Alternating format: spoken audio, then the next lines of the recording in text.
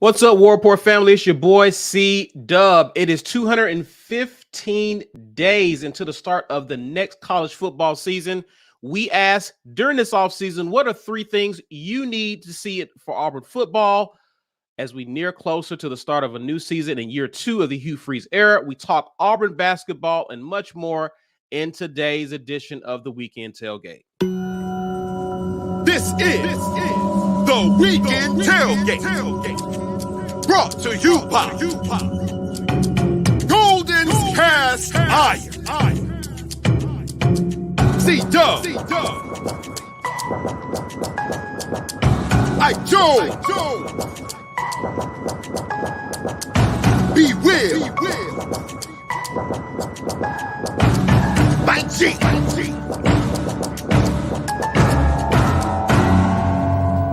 You are now listening to Happy Sunday, everyone, and welcome to the latest edition of the Weekend Tailgate. Mike G is covering women's basketball, so it's the three amigos here today hanging out with you guys. This show is brought to you by our show sponsor, Golden's Cast Iron. Guys, listen, head over there, goldenscastiron.com/WR, especially those of you who are still at it. Maybe your New Year's resolution is to drop some weight, build some muscle. Well, Golden's Cast Iron can help you do that. If you use the code Get Your Weight Up, you get 15% off of some weights. Or if that ain't your goal at all, if you want to eat good, you can use code TWR to get $65 off of a Kamado grill. Or if you just want to chill, you got a fire pit, weather's mild, you want to be outside, get a fire pit. Either way, Golden's Cast Iron got you. They've got us. They've been supporting us, and we appreciate them for being a sponsor of our show. We want to thank you guys for hanging out with us as well. Share this video, smash that like button, and subscribe if you're new to the channel. Also, if you want to become a member and support us that way, I can tell you how you can do that. Click the join button. Make your life happier. Come on board with the Green Name Gang, man. We are doing great things in our film reviews. Y'all getting all kinds of perks right now, and we appreciate everybody who continues to support in this way. But yeah, that join button is right there, and you select your membership level, and you get all of the perks listed here. If you are a member and you want to gift a membership, just like Karen Parker has done today, then you can give somebody a membership. They get a free month of the Green Name perks on you. So we appreciate that. Hashtag Get Your Weight Up right now, and you could potentially win yourself a mug. We'll do that right around the 1 hour mark today. And this is brought to you by GWT2 Energy Consulting Services. And if you want to listen to episodes of anybody from the Pod Network, that's us at the Auburn Express, the Uptempo podcast, and the College Loop, then all you need to do is go to wherever you listen to podcasts, subscribe to those, and then you get all of the audio formatted episodes that you want. Gentlemen, we are officially in the off season, even though B will tell you it's basketball season, which again, I'm not muted. I just went through that. We will definitely talk basketball, as Auburn had a pretty good day yesterday at home in Neville Arena against the Ole Miss Rebels. More on that. But let's talk about the off season. As I mentioned, there's 215 days until week 0. So you can add 222 until Auburn actually takes the field. But 215 days until we actually start seeing college football for the upcoming season. What are some of the three things that you believe Auburn needs to achieve to position itself not only for the season, but for the future ahead under Hugh Freeze? Who wants to go first? I can go first since I'm the host. You want to do it like one at a time and keep it going around, or all three? Yeah, let's go one at a time. For me, and mine is not in any, I guess mine is in the order of when I would like to see these things occur. All right. I'm going close to the timeline, not necessarily importance, but this is we are likely to see some of these things happen first. Right. So for me, the first thing that needs to happen is we hire the right guy as defensive coordinator for the defense. Now, we hired Ron Roberts last year, and on the field, production-wise, Ron Roberts was the right guy. But unfortunately, it's not video games, right? These are actually people who have to work with other people. And the reason why we're in this situation now looking for a defensive coordinator is we need someone who's a good fit for the culture Hugh Freeze is attempting to build at Auburn, and someone who is going to be able to work with other assistants, right? And I think this is why I think Chris Kiffin makes a lot of sense, because this is a guy who has worked with Hugh Freeze in the past, understands Hugh Freeze, understands the culture he's trying to build. And you also are looking for someone who has experience working with other guys as co-defensive coordinators. I think he's done that before. I know Ole Miss hired him to be a co-defensive coordinator before he jumped back to the league. So that makes him a pretty intriguing hire from that vantage point. That's my number one. That's the first thing, because obviously we need a defensive coordinator. But what say you, gentlemen? What will be your number one thing or the first thing? Yeah, that for me, that's the same priority one as far as how quickly it needs to happen. It needs to be defensive coordinator gets solidified, just because that's going to allow you to know what your scheme is going to be. It's going to allow the defense to get more comfortable with what their roles are going to be going into the season. And it gets you a jump start on what you need to get done for the spring as far as filling out the roster, right? Like you'll know we need to try to have this kind of player for this kind of thing. And do the guys we have on our roster fit what the coordinator wants to do schematically? So you got the defensive coordinator. I was hoping it would be done by today. And the day ain't over with. Maybe it still will be, but yeah, let's see this timeline. They need to expedite this, in my opinion. It needs to happen soon. What are your thoughts? I don't actually. That's not my number one. I know that does have to happen soon, because as far as what we've heard reported, it's going to be Chris Kiffin and or DJ Durkin, and I think the last thing I saw was maybe Zach Arnett if something else doesn't, if something else falls through. I don't know if he's even interested like that, but it seems like it's gonna work itself out. They're just waiting for, if not you, then you, then you, then you. I'm 100 times more concerned about the quarterback position, because I've seen year one Hugh Freeze get that wrong. He got that wrong. He overlooked the guys in the room and was determined to bring somebody else in that he thought could be better, and that guy wasn't better. Okay, that guy was not good. There was some mix up as far as what was going to be best at offensive coordinator. I think he's resigned himself. He's going to get that right. He seems to have gotten that right with a guy who's okay being co-OC, along with Hugh Freeze calling the plays. So he's like, okay, let me fix that part first. Quarterback, though. And the reason I'm still more concerned, maybe if Peyton Thorne ends the year with a great bowl game in Nashville and everything works itself out, then he's still kind of going into the season leading. If that had happened, I still think Phil Montgomery ends up leaving Auburn. He still parts ways with Auburn. That was going to happen no matter what. So if that was going to happen no matter what, but you were still willing, though, to ride with Peyton Thorne if he had showed up well enough in the bowl game, which leads me to believe that the issues with Peyton Thorne weren't specific to Phil Montgomery. Because if you think that Peyton Thorne couldn't do what you wanted to do because Phil Montgomery couldn't get it out of him, then you get rid of Phil Montgomery. You say, nope, don't worry about it, y'all. He's better than this. We feel like we got a lot going for us. We just had to get some things right back of house, right? But that's not really what's up. He's like, man, I'm thinking we might change everything. You're saying Thorne's issues weren't related to Phil Montgomery? Not entirely. Not entirely. Okay. I don't think so. I think the disconcerting what you saw. I think some of his struggles was symptomatic of the power struggle between Montgomery and Hugh Freeze at times. I agree with that, but I also think that when you saw him make a very bad play, Hugh Freeze's reactions to Peyton Thorne was like, sure. It was like it very clearly, and he said this at times during you should get this. Like you can do better than this. I don't think he ever got that out of him. So wrapping all that up to say, I think the question mark that is Peyton Thorne made itself a solid question mark. The quarterback is a question mark. And I'm thinking more about the entire landscape of college football, how players will leave if you're not doing enough for them, if they don't think they're going to get enough looks or targets at wide receiver, if they don't think they're going to get enough on-field snaps, period. Listen, man, they're going. I don't think we can afford to waste a season, maybe kind of he'll figure it out at quarterback. And because of that, I think you have to get that right, or you risk some of the recruiting that you've been doing that so far has been Hugh Freeze's lifeline. That could erode. And you find all these top tier offensive players leaving if you don't get quarterback right. I think that has got to be priority number one. Open competition, get it right. Okay. So I have defensive coordinator. Get that right. You have defensive coordinator. B Will is focused on QB. All right. Yeah. So let's move to the next one.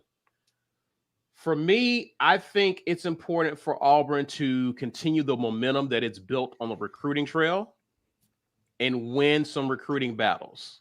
I think a big one that I'm paying attention to is an in-state kid, linebacker Eric Winters.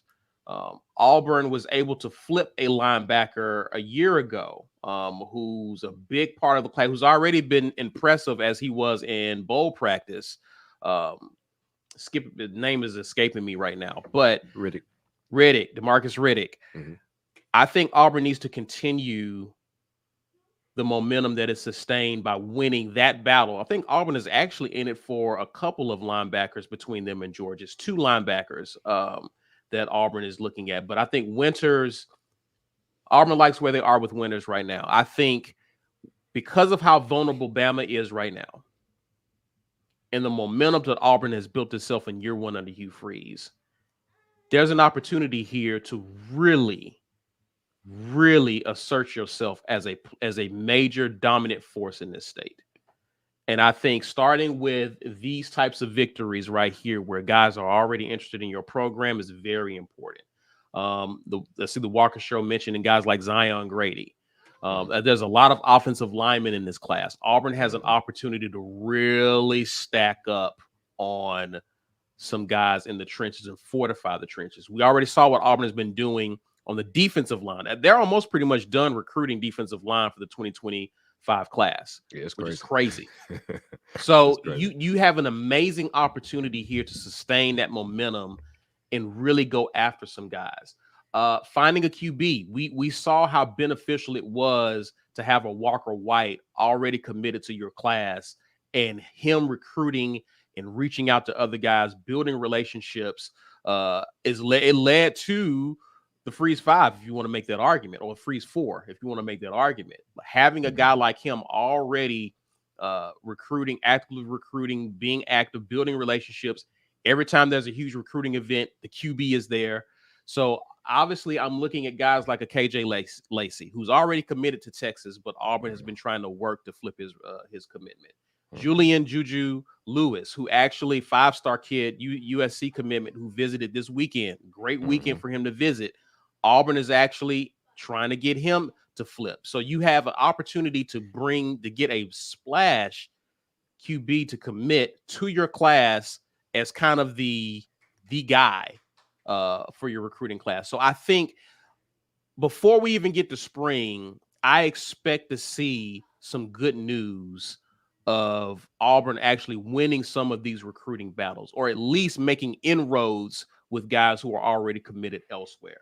And of course, you have guys like Ryan Williams, who's set to announce next month. I know we're happy with the receivers we got. If we don't land Ryan Williams, it's not the end of the world. But because of what has happened with Nick Saban retiring, Ryan Williams needs to stay home. I would like to see Auburn keep him in-house. And again, this is part of the recruiting momentum that Auburn has sustained. So to me, I think recruiting is a big part of it. I think we're likely to see some wins over the next couple of weeks, next few months leading up to spring practice, continuing this run that we have under Hugh Freeze.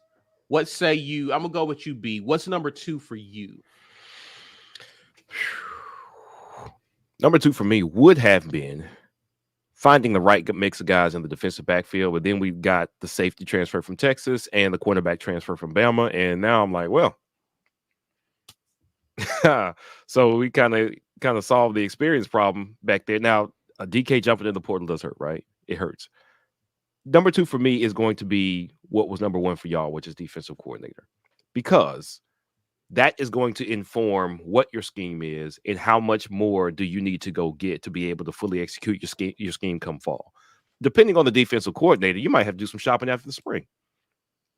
So you need to know what that's going to be right now so you can start spring practice with the guys that you have, see if they can execute the DC's plan and go into the offseason, well, the rest of the offseason between spring and fall camp with an idea of what you need to fill the rest back in. So I think DC is now the second most important thing. Okay. Quarterback is my number one, but yeah, DC is number two for me. All right, what's number two for you?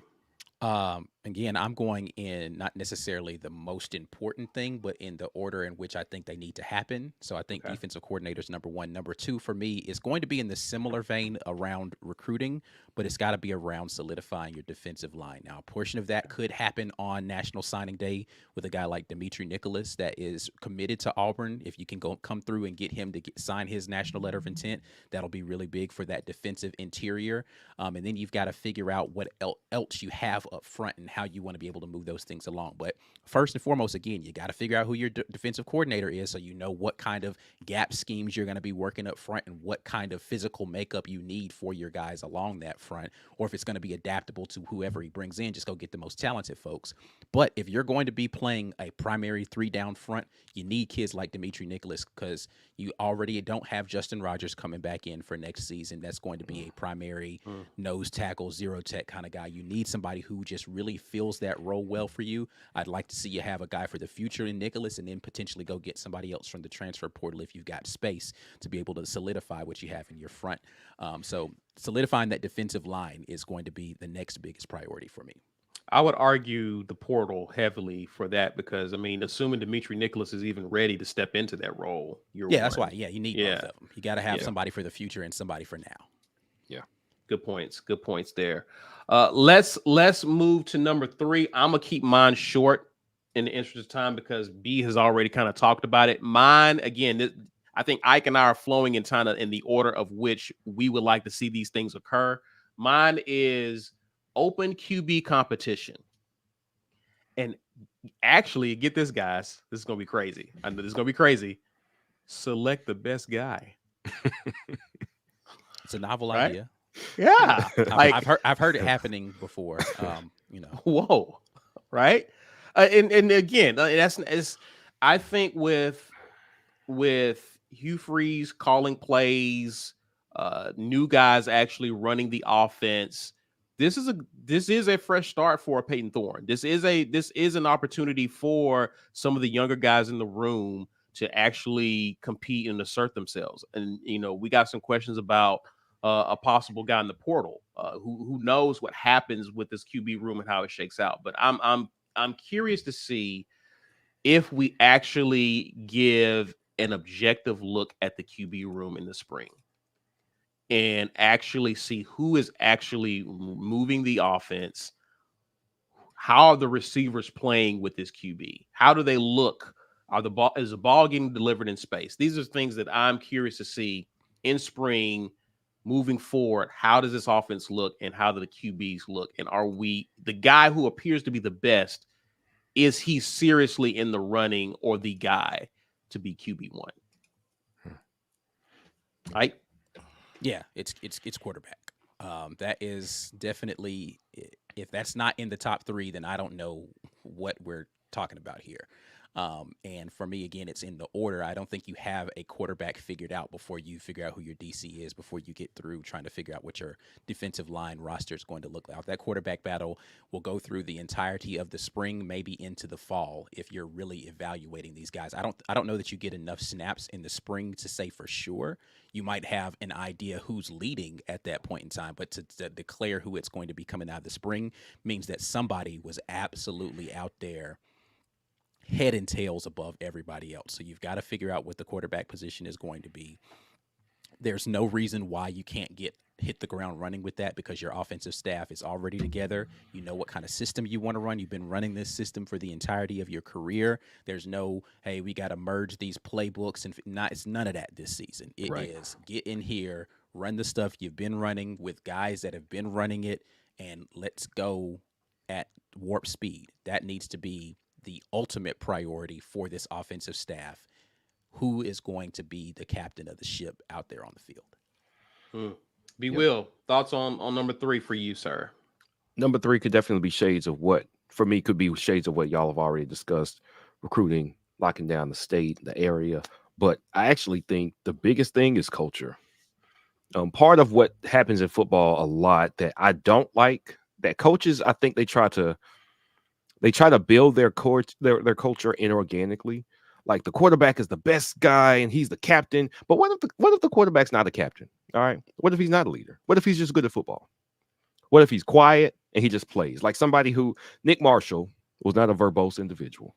He just balled. And you know why it worked? Because he was really good. Was he the person giving the hype speech every day? Was he rallying everybody on the sideline? No. You could see after he scored on the sideline, he just went to the sideline and sat down because they just scored. They scored points, and it worked because we scored points. I want the culture to work in the locker room because we heard about that from Rivaldo at the end of the season. Oh, we got a lot of meat players out here. All right. Did we recruit the right players in the offseason to fix that problem?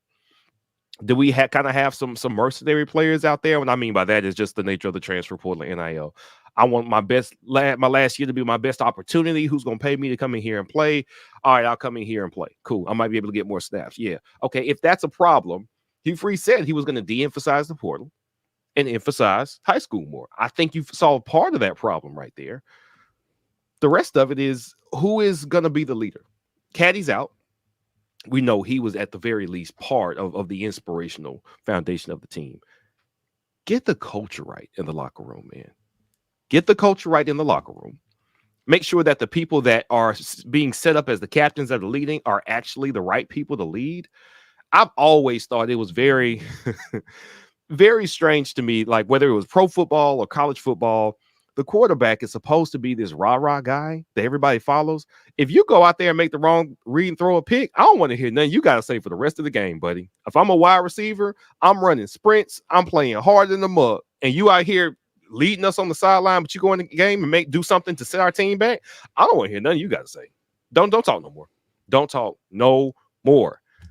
Pick the right guy. Pick a guy that people can follow, not just because they say the right things, but because they play the right way and do the things that help the team succeed. I want the culture to be right coming up this next season. Good talk, gentlemen. Listen, as you're watching, especially on replay, we would love to hear from you. What are 3 things that you would like to see? Obviously, we check the comments, so definitely would love to hear from you guys. Let's get to some of your comments. Tony Baker, welcome, good sir. Ant Robinson asked, so what's wrong with Kelly as the defensive coordinator?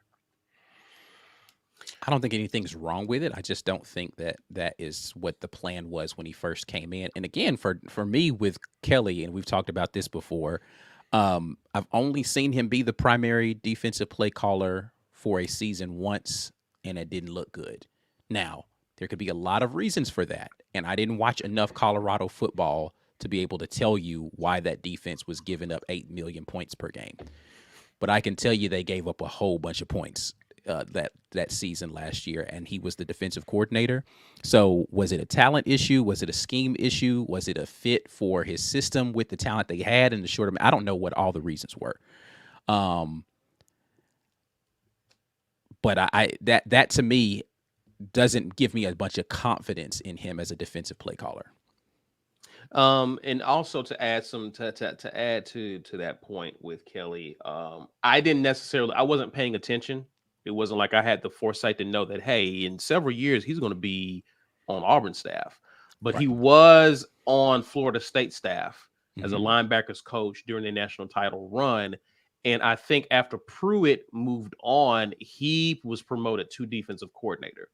So outside of the Colorado job, he has experience coordinating a defense and did rather well. I mean, obviously, that defense that they had the year they won the championship was like they had a whole bunch of NFL players on that team. Crazy. Yeah. So when he took over as a coordinator, obviously his defenses wasn't as stout as that championship defense, but he fielded some pretty good defenses because Florida State, relative compared to what he dealt with at Colorado, had more talent. And so the conventional thought would be that he would do a fair job here because he would have more talent to work with as opposed to Colorado. Obviously, though, Hugh Freeze is the one determining what the roles are of this person. And right now he sees him as a co-defensive coordinator at the present time, which to me, I'm curious to you guys. That seems kind of risky with a co. I don't know if that co actually means anything, if there's actually any responsibility asked of Kelly. I would assume so since he has experience with it. But I'm curious how that's going to work out, sharing that responsibility with someone else who may have had experience himself coordinating defenses. Any concerns with that? My only concern is something that we've talked about behind the scenes, but I always wonder, why would NFL guys want to come to college? Because you're going to work more, because half of your job is relationships and recruiting.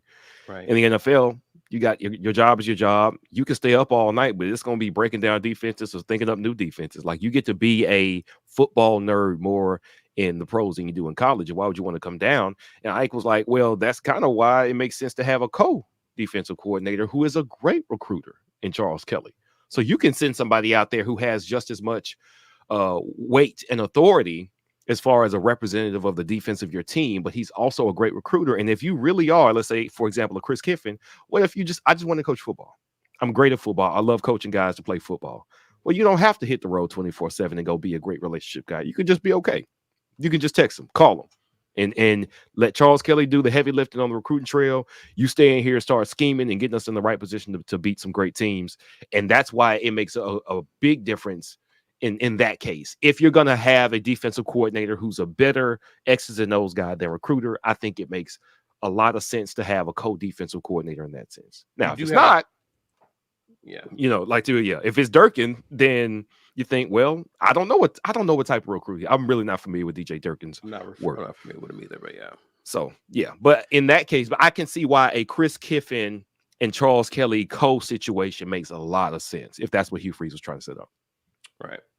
That is a two-headed monster for sure. Mm-hmm. Again, you have the allure of the NFL, but a good recruiter in Kelly. And even Kiffin has some major wins when he was DC at Ole Miss. So, yeah.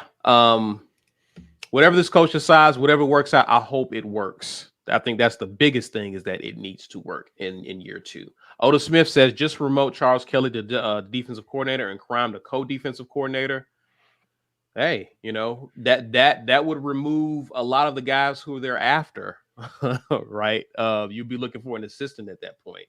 But obviously, again, there's a different plan that Hugh Freeze has. The Walker Show says, if Hugh gets the QB wrong again, what's the next step for Auburn? Thoughts, guys? Change the quarterback to somebody better. Like, listen, we're not having a conversation about firing Coach Hugh Freeze in year two, dog. Like, we're just like, year two would have to be like a 3-win season for that to be a situation. I don't know why are fans so ready to get rid of coaches, man? Like, this is expensive stuff. Like, let the man implement his plan and get him to year three. And after year three, we could have this conversation, because that's when that it's built into his contract to do that. If he gets the QB wrong again, then get it right the next time is what you do next for Auburn. Yeah, I just think he needs to have a quick hook on the quarterback and say, hey, man, you're not getting it done. Move on to the next guy, because there are other guys that can get it done. Right. And to your point about year three, that's when the guy that you brought in would be seemingly ready to contribute at the level you want him to contribute at. Give him a year, let him get his feet wet. And then year three, even if you don't think he's ready yet, put him out there and see what he's got. Because if you get it wrong year two, buddy, that seat's going to be hot. For sure. Curtis Jackson says, any fire behind the smoke of QB Jordan McLeod supposed to have visited this weekend? I didn't hear anything about him visiting. And he also said when the initial report came out about him potentially being the next guy transferring to Auburn, he quote tweeted that and was like, cap. So I don't know if that meant that we hadn't really had any real conversations yet, and I still haven't taken my visit, or he's like, I'm not coming there. So a lot of the people who are covering Auburn has not jumped on that either. Like, they've been like, I don't know about that one. So we don't know either. But I haven't heard that and I would have imagined that had he had visited, that you would have heard something reported. You know what? Unless they don't know want to that keep it, unless they want to keep it secret. Yeah, I was about to Who say knows? because they've done that before. Yeah, about to say last year when Peyton Thorne came to visit, nobody knew that it happened, right? And it was just like it was speculated. Oh, Peyton Thorne's gonna be the guy, and then it was like, well, he ain't visited yet, and he came and went, and there was no report of it. So if they don't want it to be known that he's coming, but I'll say this: if he came on a secret visit, then Peyton Thorne better start looking over his shoulder right now. You better start looking at another school right now. Yeah, my boy, you might need to polish up your resume because like that secret visit, that truck means, yeah, that's if he came on a secret visit, that means he's coming to take somebody's job. Yeah. So Steve Bradley I haven't said, heard anything about it. So Steve Bradley asked at C-Dub, I think Sam Jackson will take a few snaps in the spring. I think the wide receiver is a cover-up. What say ye?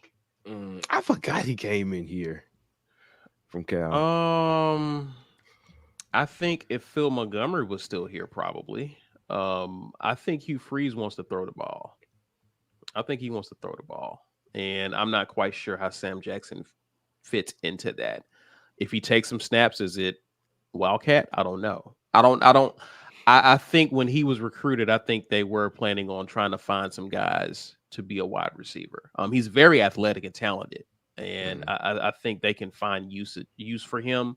I don't know how much he factors into the QB race, but what do you think, guys? maybe Hugh Freeze really liked what he had as far as his sub package for Robbie Ashford and wanted another guy who could come in and do that. Right.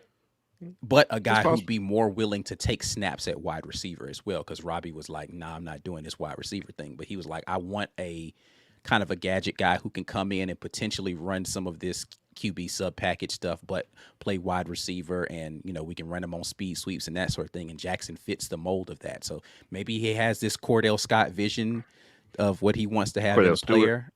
Stewart, a vision of a player, and he's just like, all right, this guy fits the mold, and let's bring him in and do it. Yeah. So you're saying Sam Jackson will have a package? I mean, pause, but yeah. Year two of this guy will have a package. All right. Hey, that's what it sounds like to me, but who knows? But guys, listen, you are watching the Weekend Tailgate. Hope you guys are enjoying it so far. Do us a favor and share this video, smash that like button, and please subscribe if you haven't done so already. B. Will, what season is it? Basketball season. We will talk about that when we come back from the break. This edition of the War Report is brought to you by our generous sponsors. The Opelika Rage Room in Opelika, Alabama. The Rage Room is a place where anger and stress find their ultimate release. Call or text 334-777-6688 to set up a session today, or check them out online at opelikaRageroom.com. Golden's Cast Iron. Whether you work out, grill out, or chill out, you deserve the best life possible, and Golden's Cast Iron is here to provide the tools to help you do it. Check them out at goldenscastiron.com. Thank you to the sponsors of the War Report. Thank you to those of you who continue to be a part of the Green Name Gang. If you want to get on board with that, click that join button. And we got all kinds of film review we're doing during the off season, man. I've got so much film to go over. Transfers, guys who've been here already. Basketball, there's so much film. And your boy Ike Jones is delivering every week. I'm getting y'all some film, kind of multiple times per week right now. Y'all, you know what I'm saying? If you're paying attention to your Green Name Gang stuff, we're out here getting work in. So y'all need to go ahead and be a part of that gang, man. Membership gifting is something you can do, and somebody can gift you a free month of that, and you could try it out and decide that this is what I've been missing from my life, and you'll never want to go anywhere else for your film review stuff. Hashtag Get Your Weight Up. We're giving away a mug. GWT2 Energy Consulting Services is sponsoring that. Right around the 1 hour mark, we will draw, and somebody will get them a mug, and you can sip from the cup of greatness. Gentlemen, Auburn basketball won last night. Buddy, we good. I mean, it was close, man. Like, I think there was one point in time where like Ole Miss had the lead by like 1 or 2 points, and I was like, man, wow, this. With the first score of the game. Yeah, it was. So here's the thing. I don't remember that. Well, okay. If there were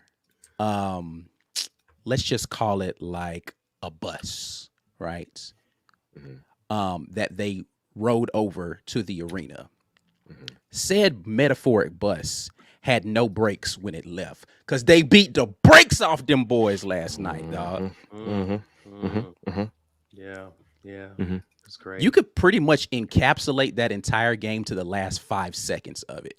It's crazy.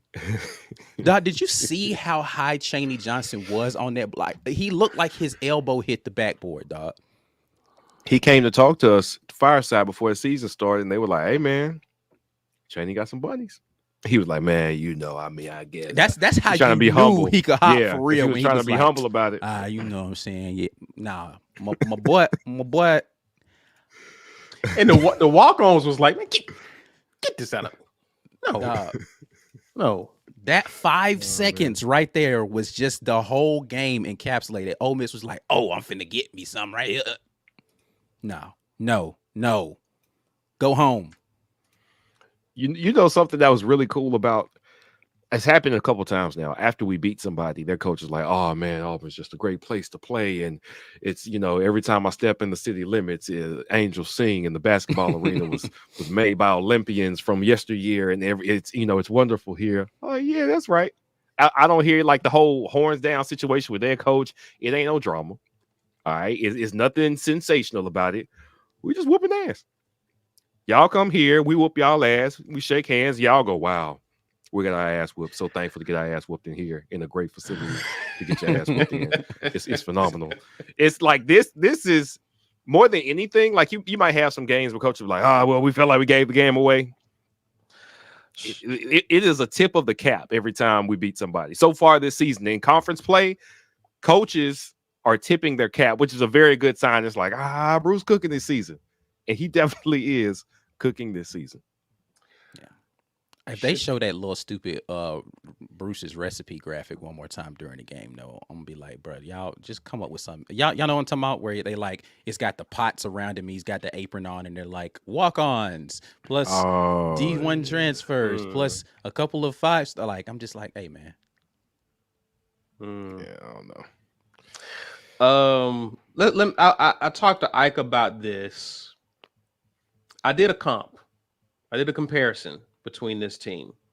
By the way, head over to the live that Ike did post game where he actually breaks down Auburn's win against Ole Miss and kind of detailed and talked about who all contributed and so on and so forth. Definitely check that out. We're not going to rehash that.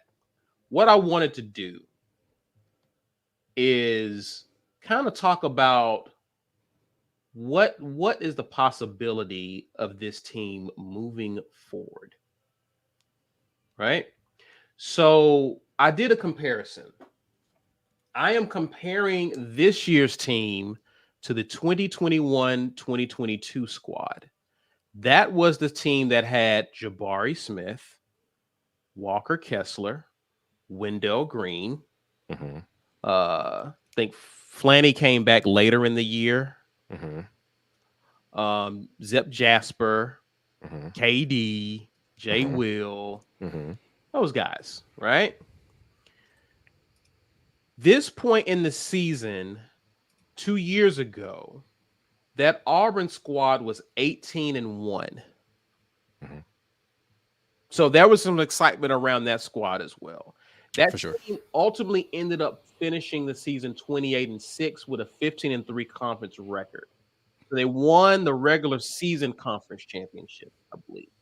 However, after that 18-1 point, they went 11-5 the rest of the way.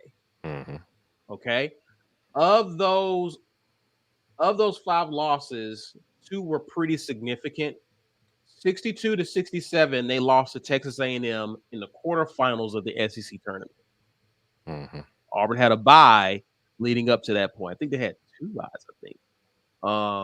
But they had a bye leading up to that point in the tournament and lost to Texas A&M, who went on a run but missed the tournament. Right? I think they lost to Tennessee in the tournament championship. Auburn advanced to the round of 32.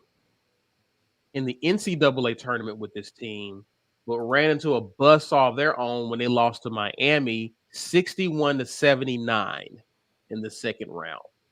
And Auburn just did not have an answer for Miami. Auburn's got off to an incredibly hot start that year, but began to fizzle out as the year went on.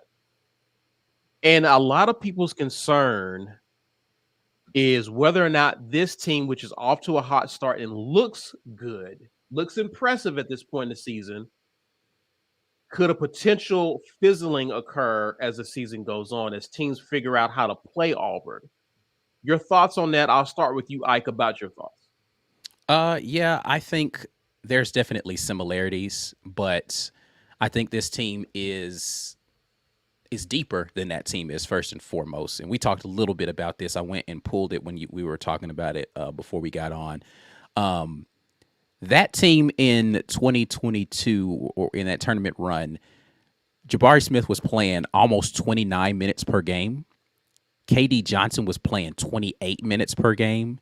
Wendell Green was playing 26 minutes per game. Walker Kessler at almost 26 minutes per game. Alan Flanagan, 25 minutes per game. And then Zep Jasper was playing 23 minutes per game. There's not a single player on this team right now averaging more than 25 minutes per game. So the depth and the balance and the contributions off the bench make this team a completely different animal, because you're not really just relying on a core 5 to 6 guys. Bruce Pearl really trusts all 11 guys, like Lee or Berman. Alan Flanagan, you ought to be ashamed of yourself. I mean, he played with him for 3 years. He knew. Ashamed. I don't care how many times. Long enough. Listen, man, I played my little brother all the time. He ain't never locked me up. Never. That's different. The little It brother, ain't big brother different. dynamic is for life, though. You could probably lock him up now with your graham cracker right knees. now, right now, right now, it'd be different. There is no reason why Leor Berman struggles to defend everybody all over the country, and he locked Alan Flanagan up last night. You ought to be ashamed of yourself getting locked up by Leor Berman. Yeah, Leo been getting Welcome cooked home. all season long on defense. He said, "Welcome home." Welcome home, Alan. Oh man, it was Disrespectful, man. It's Go my ahead, house my now. baby. It's my house. You ain't scoring nothing in here. But yeah, no, Coach Pearl, he really trusts all 11 guys in that rotation to play varying levels of minutes depending upon what the scout is and who he feels like has the hot hand at the time. This team is just built differently, man. Like when we went to the bench in that team, for that team, you were worried. right, right. Dylan Cardwell coming off at the bench for Walker Kessler, you was like, oh, Yeah, it was not no, the same. bro, what's It about was to not the happen? Right. Dylan Cardwell coming off the bench for this team, way different. Yeah. Chris Moore barely played like let me look at how many minutes per game Chris Moore had that season. He made a layup yesterday. Made 15 a move, minutes per put game. the ball on the floor, and scored 15 at the minutes per basket. I game. said, what? 15 minutes per game this year. He played 7.5 minutes per game during that season. It's just it's different, man. Jay Will only played 14 minutes per game that season, and he was kind of iffy in them 14. Yeah. He's like the second best player on this team right now. Yeah. Right. He is so Different. efficient. He is so efficient too. Yeah, Right? Like, my that's boy, the wild he's part. taking good shots and he's knocking down Oh, my open shots. goodness. It's this team is so much better than that team that it's kind of crazy to think about, because I felt like that team was good. Now you could see that they were kind of front runners that year, right? Like where it was like, okay, they ain't really played. And people are trying to, again, that's why I think this is a good comparison, trying to say, this year they might be a little bit of front runners. They ain't really played nobody. They haven't even beat anybody in top 25 until last night. Yeah. And last night and again, I mean, who knows? Ole Miss might not be that good. We Kentucky and Tennessee, I think, are going to be the real gauges for this team. They may lose other games this season, but the real gauges for how good this team is going to be is how they perform in those two games. But buddy, this team's good. Yeah, they're good. And compared to that team, I'd take this team over that team. And that team has two guys. Like, I don't know that I could point out a guy on this team that I know is going to be a lottery pick. You knew Jabari Smith was going to be a lottery pick. Correct. Right. But it's still a better team. Yeah. Yep. Hoopers. And I think that's a scary. Let me ask you this: because of the depth,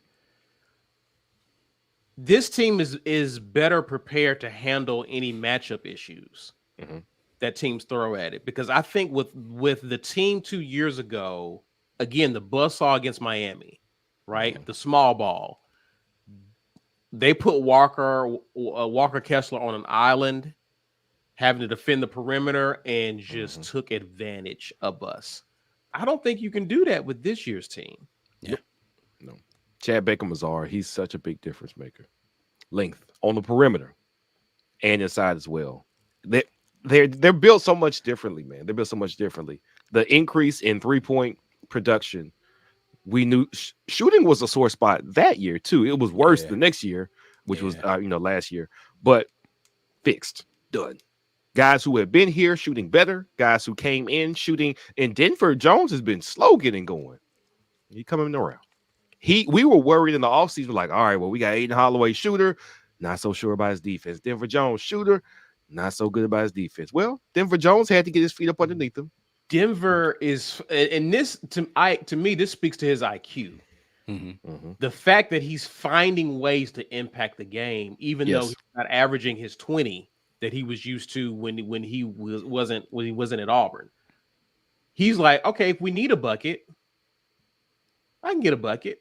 But for the most part, the guy I'm guarding, he ain't going off. Clamps. Yeah. He ain't going off. To me, finding those guys who are able to buy in like that has been major, along with getting your Jay Wills to come back, your Dylan Cardwells to come back. Yeah. And they have taken a step forward. I mean, and Aiden Holloway, like, there was a time where if Aiden Holloway only scores 9 points, and this is your freshman All-American, we're probably losing that game. Right. Yeah. We're good. We're good. And the point guard play has been amazing. Has been incredible. We're deep everywhere, man. This is great. We are really good. We are really good. And it feels good for us to be. I feel like the expectation, and rightfully so, you get a player like Jabari Smith. It's not like Auburn had traditionally gotten a lot of those. We had a couple over history, but we didn't get the number like it was Kentucky or Kansas or North Carolina, where you knew you were going to get one of the best 2 or 3 kids in the nation that you had a reasonable expectation to be in the Final Four or something. We hadn't gotten that. So we got one of them. And then we got another one from, I mean, he wasn't a freshman, Walker Kessler, but he was a very tall player, ideal for a certain fit. And you know what? They came in and they fulfilled their promise instantly. I think that was partially also a credit to the staff, but they were also just those guys. But that kind of had our expectations high as a fan base. But really, we had a lot of gaps at other positions on that team 2 years ago. The point guard position, we did not get consistent production. We know part of it was Wendell's size as point. He could kind of get bullied on defense, and he was inconsistent shooting from outside, which is something we saw again the year after that as well. That's not an issue anymore. We kind of had the same thing with Alan Flanagan. He was a very strong, consistent defender, but his shot was like hot coal, and we couldn't get consistent scoring from him. His ball handling was iffy at times. He turned the ball over too much. We aren't having those problems anymore. This is a better team. We don't have better players. We don't have any 2 players on this team that are better than Jabari Smith and Walker Kessler. We don't. This is a better team top to bottom, though. We have far fewer voids in our team defense and offense. And I'm trying to think if we have any voids in our team defense. I'm gonna watch a little more. Get back. I'm gonna watch Ike's. I still think Breakdown. that defensively for Auburn, they have some lapses in how they want, because the biggest issue, and this goes to a question that Corey asked about Tennessee and who's going to guard Dalton Connect, is last night Ole Miss did a good job because of the way that they screened off the ball of getting mismatches where we would end up with a smaller player on one of their better post players as far as size mismatch. Now, none of those guys were primary post up guys where they wanted to give them the ball and let them go to work, which is why they were fine with switching. But, you know, Tennessee is going to do a lot of off the ball screens to try to get Dalton Connect moving. And so you might end up with somebody switched onto him that is not a good matchup. And they have the ability to go to the post if they need to. They're just not going to be as willing to do that this season. But I think that's going to be the only thing. Because we switched so much, you might find some teams that can exploit mismatches in that way. But to your point, B. Will, we play such good team defense that it's rarely ever just one-on-one. Like, you get through the first wave, somebody else is coming to come help. So you've got to really be a good teams that will beat Auburn are teams that are supremely efficient in their passing. You have to pass really well to beat this Auburn basketball team. And nobody's really done that besides Baylor, really, right? Like, Appalachian State was such an anomaly game. Like, it matters, it counts, right? Because they lost the game. Right. But it's such an anomaly game because we shot so poorly in that game, and Appalachian State was hitting like everything. Yeah. Like, it was the perfect storm of you're going to lose this game. Baylor was really the only game where the teams were like, both teams were either playing poorly or like it was more of an evenly matched. Like, we could make some shots, they could make some shots, but they passed the ball really well, and that's why Baylor was able to do so well, in my opinion, in that game. And we turned the ball over way too much second half. So I'd like that Baylor game back. I'm sure they do too. I mean, they had just got. They should have won that game.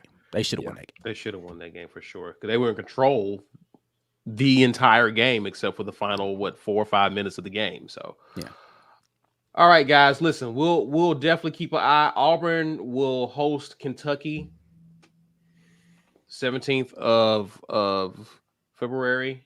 That's a big game, and they go on the road against Tennessee later on in the month. So that's something to keep an eye on. They will play at Ole Miss again the next couple of weeks. So keep an eye on that. Also, they play them this week. So I'm curious to see that game as well. We are a better team than Bama. The only thing I'm worried about is they just had their first SEC loss and it was really bad. And then they come home.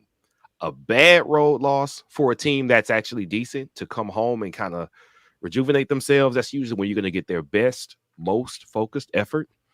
I would have loved it if Bama kind of sleptwalk into that game next week. Now it might be a dogfight that we can still win, by the way. I'm not down on our team. We are really that good to still beat that team, but we shall see. We will definitely see. I'm going to get to some of you guys' comments before we get to the drawing. Corey Weber says, Al didn't look any different last night than he did last season. Yeah. I mean, in the last season, Al was playing really well. He's playing a very different role for that team than he is for this Ole Miss team. So, but the issue for Alan Flanagan is he's really not effective going right. He's not. And that's if we're being honest, I made fun of it earlier, but that's just because, he's on the other team. That's the reason why Berman could lock him up, because he knows just don't let him go to his left hand. He's going to come back to his left hand at some point in time because that's what he wants to do.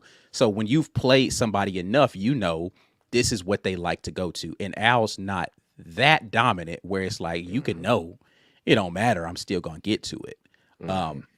Ole Miss did not do an effective job of putting Alan Flanagan in good scoring positions. Most of his stuff came off the fact that he's really just that athletic. So he's going to fly around and he's going to get downhill faster than most of your people. All that. But in the half court, it's difficult for Alan Flanagan to get going because, like we done seen you play for 3 years, 4 years now. I know exactly where you're trying to get to go to your spots. I don't even have to scout this. Right. I've seen you Right. do it in practice every day for 4 years. I've watched you do it in games for 4 years. Yeah, he want to get right here. Don't let him get right there. These are the two spots where he functions the best from. And don't let him here and don't let him here. You will take everything else. And that's all. Berman was like, all right, cool. I got you, Yeah. coach. Not here and not here. Fine. Yeah. Yep. Yep. All right. Tony Baker says Cartwell is a beast when he comes in. He electrifies the jungle. All are playing good, but love to see him come into the game. You know what? Dylan Cardwell he is the basketball version what I was talking about with you want your leader to actually be good. His rah-rah, his energy was great, but then like 2 years ago, he get in and fumble an easy lob. It's like, all right, man. All right. So beat your chest and then finish the play by catching the lob and throwing it down. He is doing all of it right now. Everything that he was always in position to do these things, which is why it was so frustrating.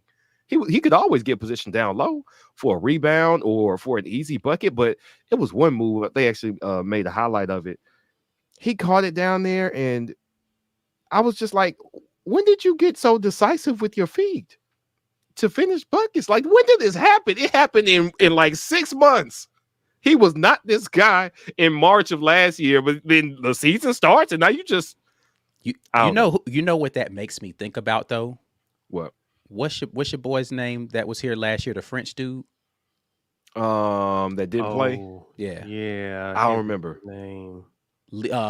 Lee. Oh God, it's an L Someone, there. people in the chat can help us. But how much better I think he would have gotten Yes. if they had had the chance to actually develop him. Yes. Yes. Because listen, man, Bruce Pearl actually out here. Johan Traore, thank you. Yes. Yeah. Johan Traore would have improved so much at Auburn if he had just been able to stay patient. Yeah. And just been like, all right, because again, I just talked about Chris Moore, who 2 years ago was playing less than 8 minutes per game, and now he's starting. Right? Just stay patient in the process, man. If they saw the talent in him. That's the same thing that you're going to see with a Darren Scott, right?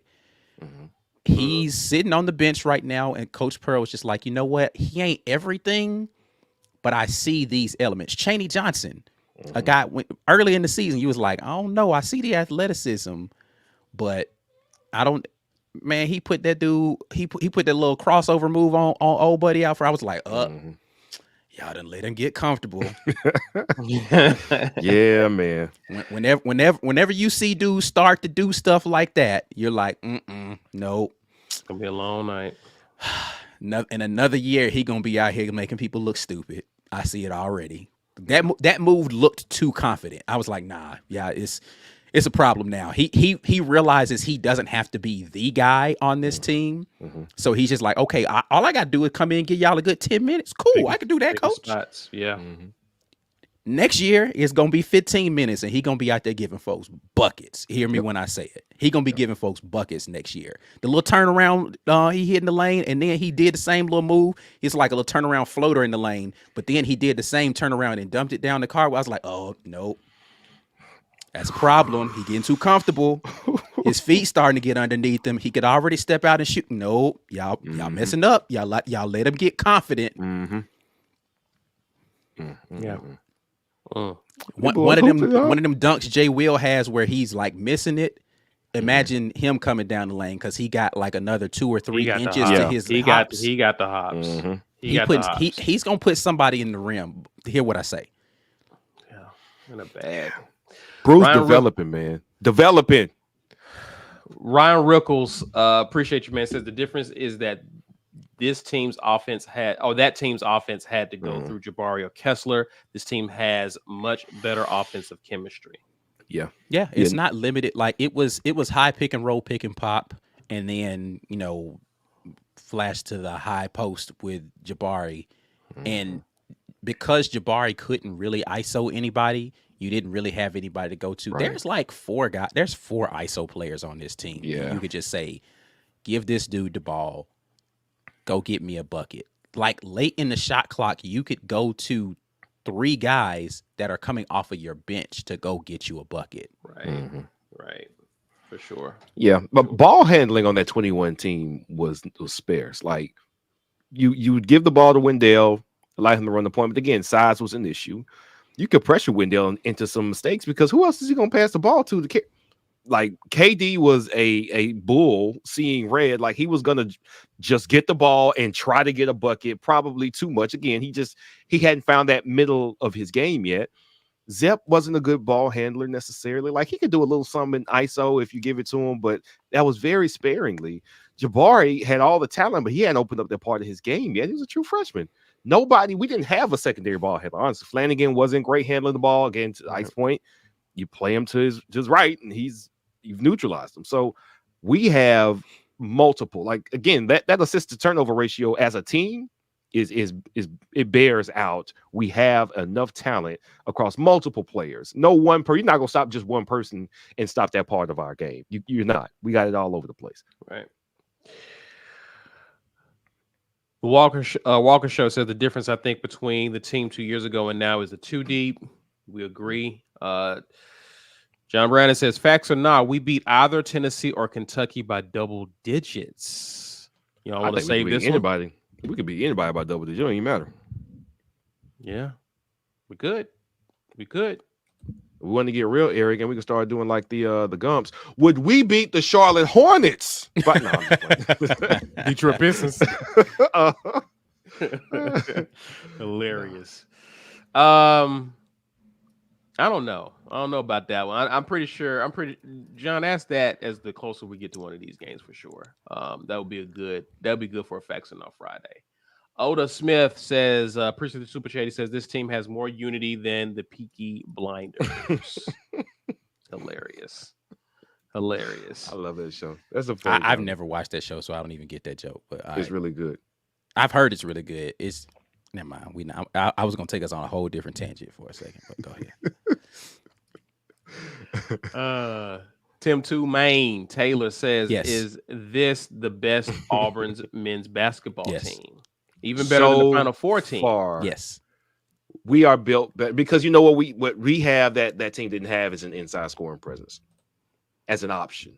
Like we have tall guys who could score if they got inside, but what you have the ability to do now is, oh man, they're shooting too good from outside. Shuma may have been the closest as he came on in the season, but he was a three.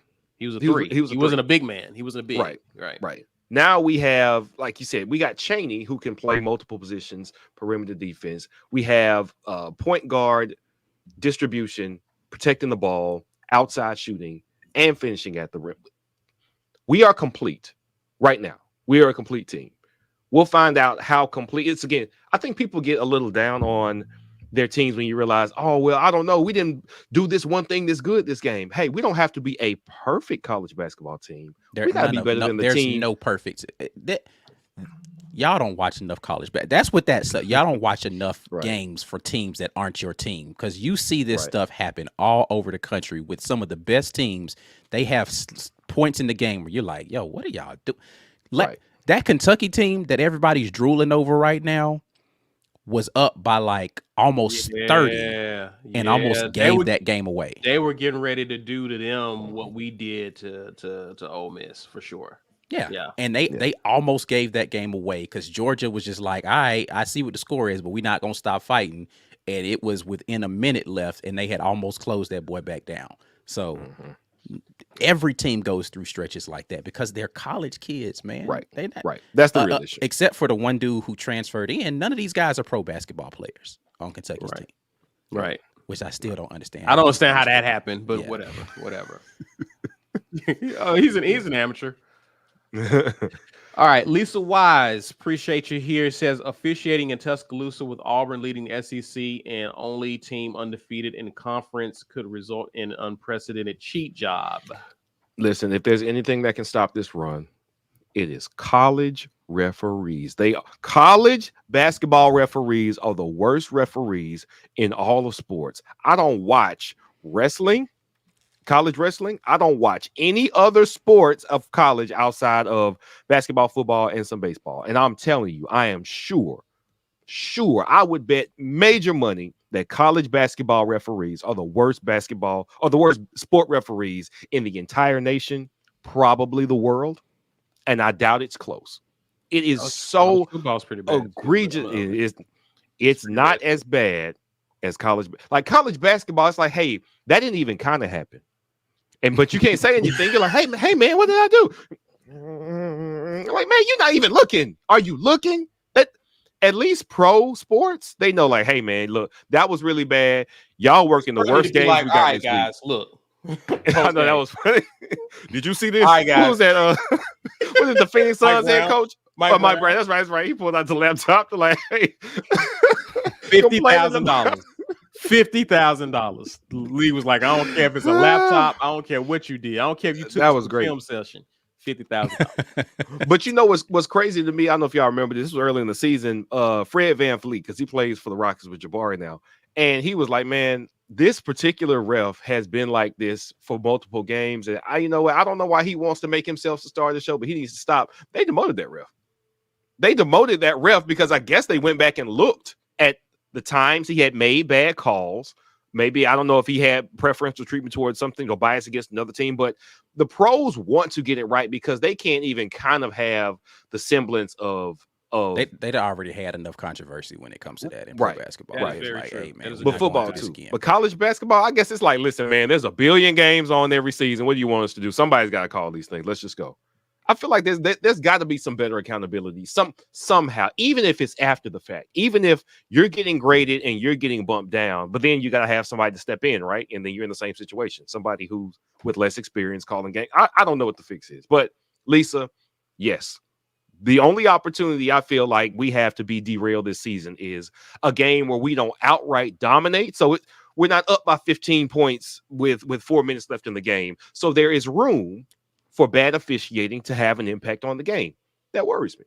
That does worry me. Yeah. Madison AU Chief says apparently double dribbling is not a thing anymore. Flanagan did it last night as well.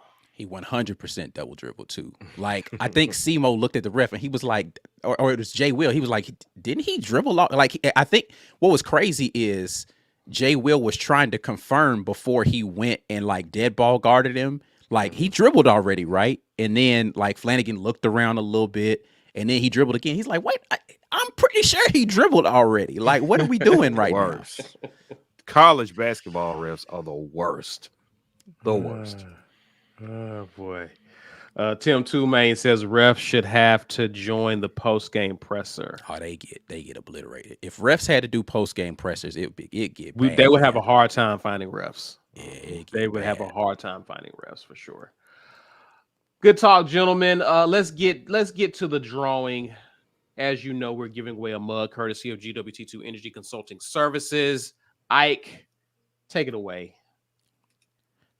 65 people entered. Only one can win. Today, the mug is going to Corey like 4 times. Again? 5 times. Don Cullen. Where you at, Don Cullen? Don, let us know if you're here, sir. Don's always here, man. That's our guy. Let us know. Does Don have a mug? I don't know. I think he's won something before. I don't know if it's been won something before. Don, let us know if you want this mug, and if you do, we will give you instructions on what to do next. Let us know, Don, if you are here, good sir. Any other closing thoughts, guys, before we get out about Auburn basketball, Auburn football, anything? You know, women's baskell's probably happening right now. About to tip like right now, yeah. Yeah, so hopefully they go out there and get them another dub against them girls from across the state. Them girls. Yeah. Shout out to DeWanna Bonner getting her jersey in the rafters, you know what I'm saying? That's right. I actually remember seeing DeWanna Bonner down here when we were in undergrad. She would come through for it at the time while I was working in Fort Student Union. She was always cool, personable, nice. She was actually friends with some of the girls on the track team who I knew because I married one of them. So yeah, good times, man. She's always been a good person. Glad to see her succeed and bring it back home. Don Cullen is here, ready to sip from the cup of greatness. You'll do that by emailing us, business@the.war Rapport. We need your physical address, and we will send that mug to you. Congratulations, Mr. Don Cullen. The women are winning 10-0 right now, by the way. Okay, all right then. Let's keep it going. You know, Hopefully. Jemiah Mingo on the team used to play at Bama last year, so this probably Oh, so she personal finna for her, show too. out. She just hit a Yeah. 3 to put us up 10-0. Yeah, just she now. about, show she out. about She to go finna show out. crazy. She about to go off. Yeah. Good stuff. Ike, tell the folks what they need to be doing. Good sir. Y'all need to come on board with this Green Name Gang, man. Go ahead and hit that join button. We'll get into some film. If y'all want to, I could do more women's basketball stuff too. Y'all don't, I mean, you know what? I should just do it anyway and forget. Like, if it's only 20 people that's going to watch it, we'll just have those 20 people watching. I'll try to get some more women's basketball stuff in here for y'all too. Membership gifting, y'all could do that right now, and somebody can get a free month of membership on you. Make sure you lock in with the network. We got the Auburn Express, Uptempo Podcast, and College Loop all available for you in podcast format. If you didn't win something, go to the website and get your purchase on and get us supported in that way. And we appreciate all the ways that you guys continue to support us here at the War Report. And as always, before you get out of here, it always helps if you share this video, social media, group chats, message boards. Help us out. Smash that like button. Subscribe if you're new to the channel. You can find us on X, IG, even Facebook at The War Report. We're TW Report on TikTok. Zipper now, guys. Thank you for your support. Enjoy the rest of your weekend. We will see you on the morning drop tomorrow. And as always, War Eagle. War Eagle. War Eagle.